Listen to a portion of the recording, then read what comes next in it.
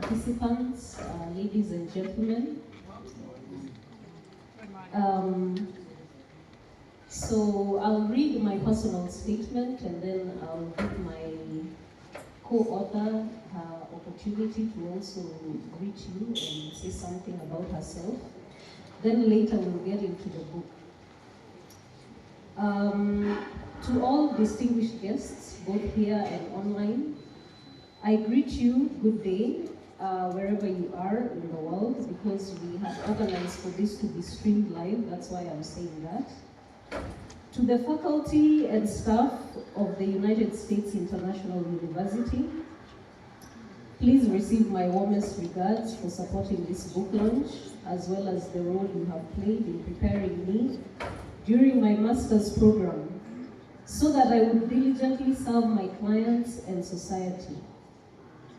I can testify that the education I received here has truly taken me places, as the university motto goes. Students might know this motto, yeah? The USIU motto is education to take you places. I also, in absentia, of course, would like to recognize the editors of our book, who gave us the opportunity to participate in this very unique experience. I'd also like to make a personal appreciation to everyone who has supported me in one way or another up to this point of my personal journey of growth and change. This, of course, begins with my family, my parents, especially who, at the time of changing my major from computer science, had never heard of an area called psychology. I might be aging myself by saying that.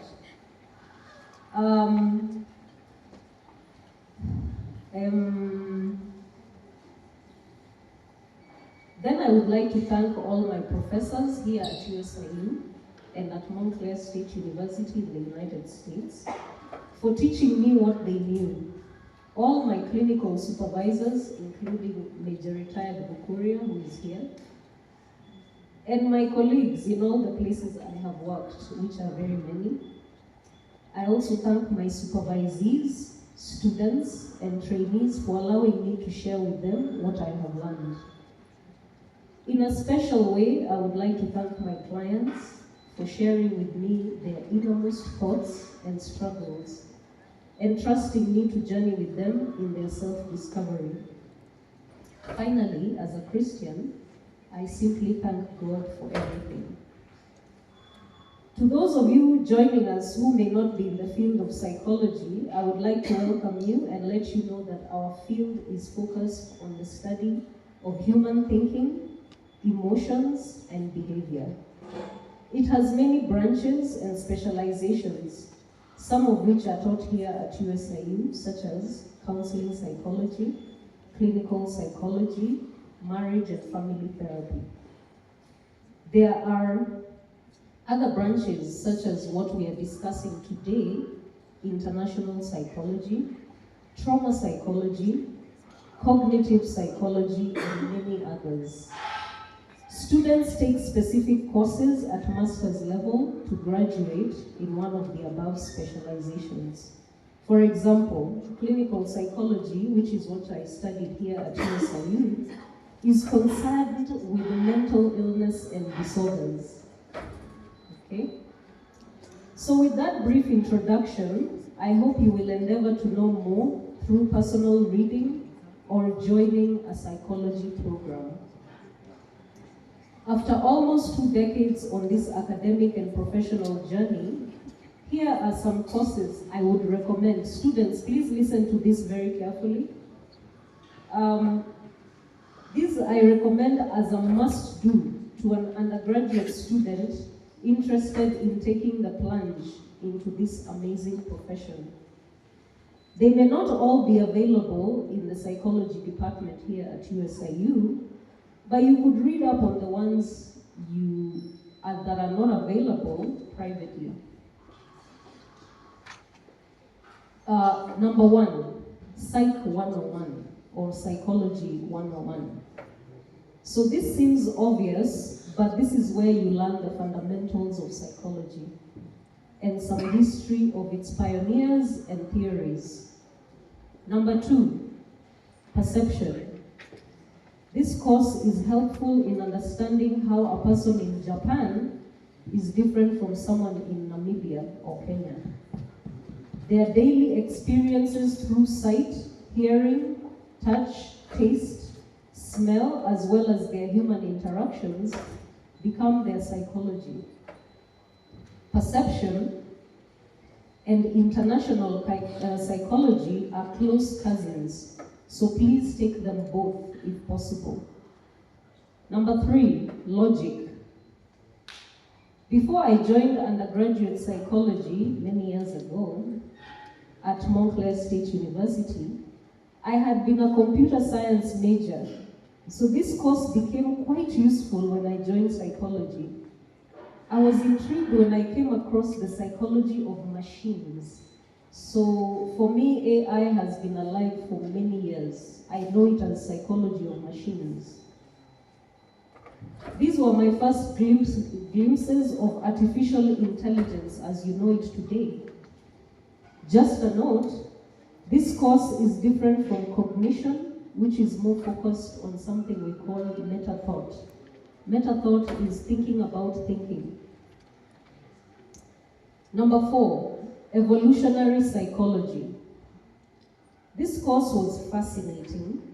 It helped me understand our behavior as primates and how we fit into the tapestry of living organisms. Number 5, positive psychology. There were no textbooks for this because it was just starting when I was an undergraduate.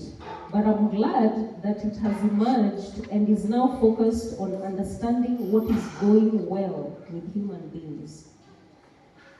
Number 6, memory and language. I have to give a shout out to Dr. Basnight Brown, who teaches this course here at USIU Africa. She made me realize that we remember what we care about and we talk about what we care about. Number 7, psychology of religion and spirituality.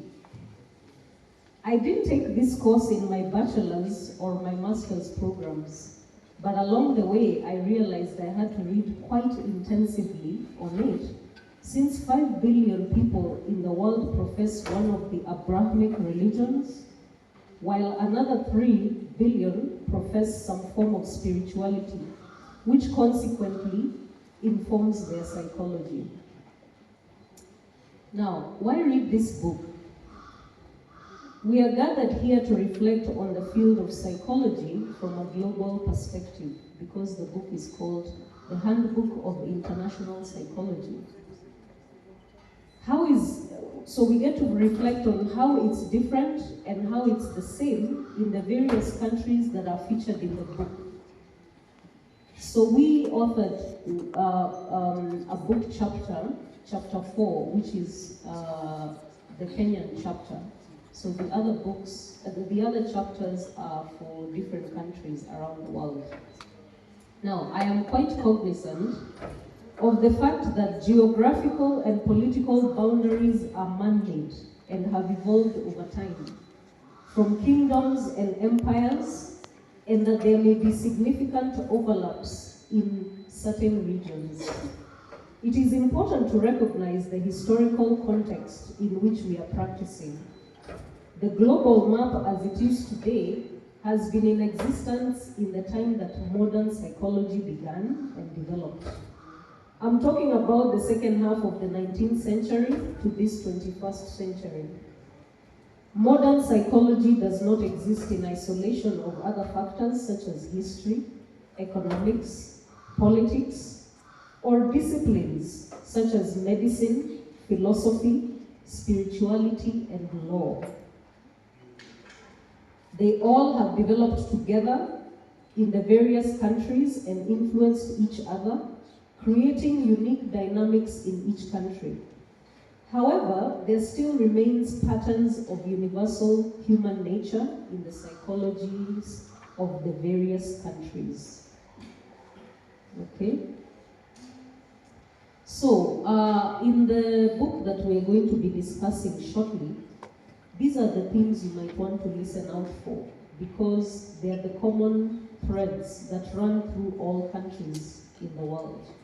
Number one, presentation of mental illness. So if I ask non-psychology students here what mental illness is, they might just tell me it's madness, right? Right? Yes. Yeah.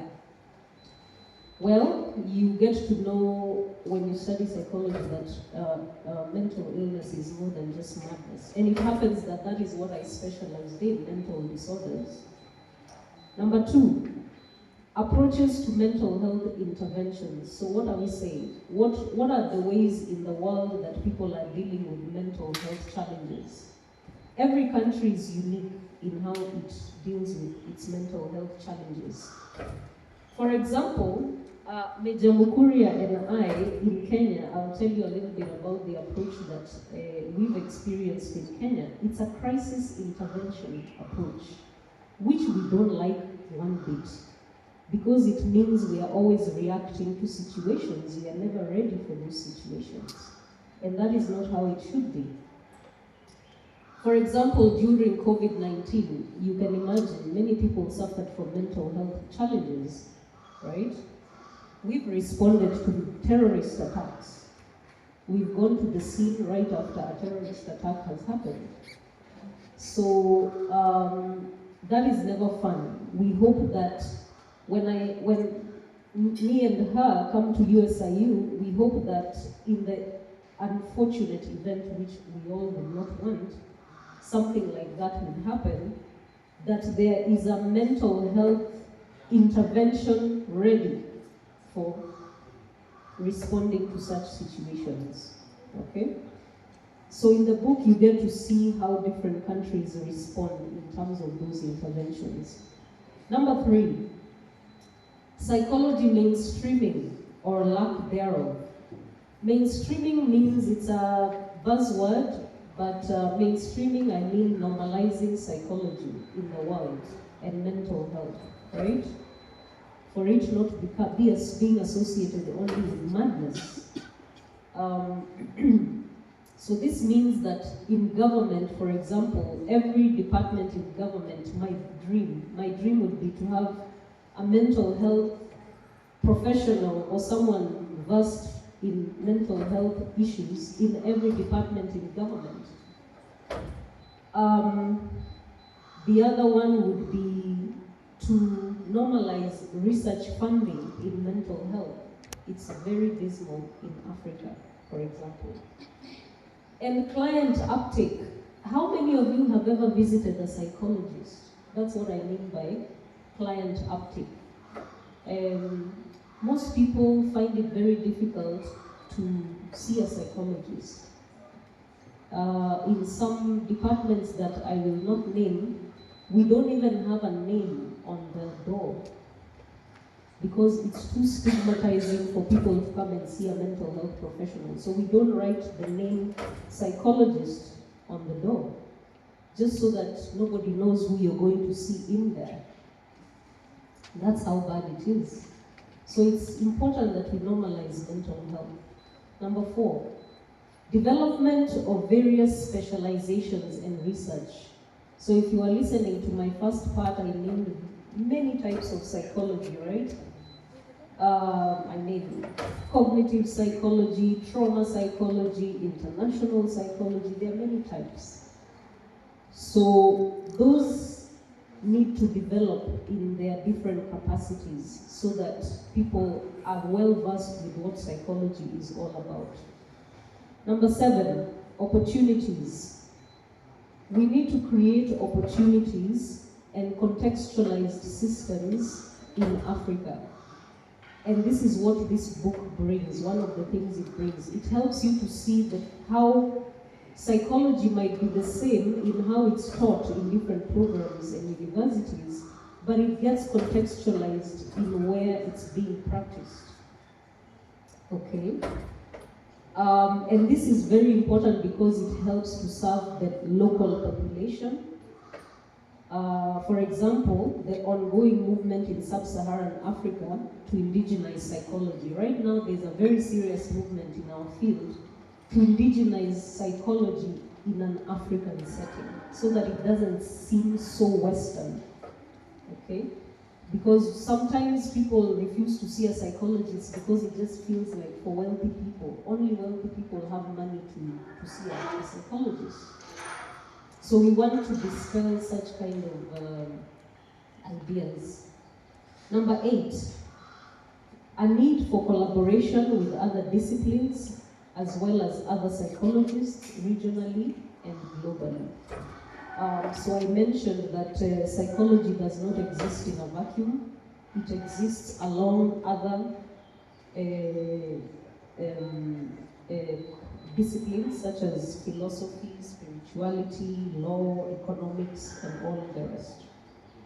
So, so that's where I'll stop for now with my brief introduction. And I hope I've sparked an interest for you to take even as one class, if you're not a psychology major, for you to get to know more about what psychology and mental health entails. Thank you very much.